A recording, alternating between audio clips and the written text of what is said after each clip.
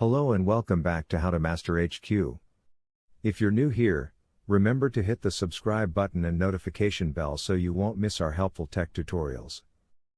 Today, we're going to walk through how to use the SUMIF function in Excel using the Insert function dialog. This function lets you add up cells that meet specific criteria. Let's get to it. Step 1. Start by opening your Excel spreadsheet. For this example, let's imagine we have a list of ages in column C and we want to find the total of ages that are over 30.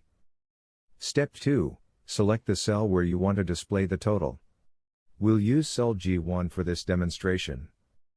Step 3. Next, click on the Formulas tab in the top menu and then on Insert function. This will open a dialog box. Step 4. In the dialog box, search for SUMIF and click OK. Step 5. Now we're going to fill in the function arguments.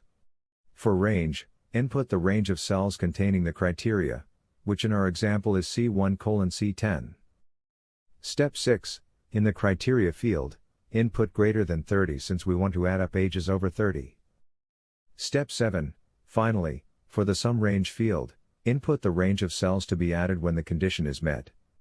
This is the same as our range, so again, we input C1:C10. Step 8. Once all the fields are filled in, click OK. The total of ages over 30 will now appear in cell G1. And that's it. You've successfully used the SUMIF function in Excel using the Insert function dialog. Thank you for tuning in to How to Master HQ. If you found this tutorial useful, be sure to give us a thumbs up and subscribe for more handy tech guides. We'll see you in our next tutorial.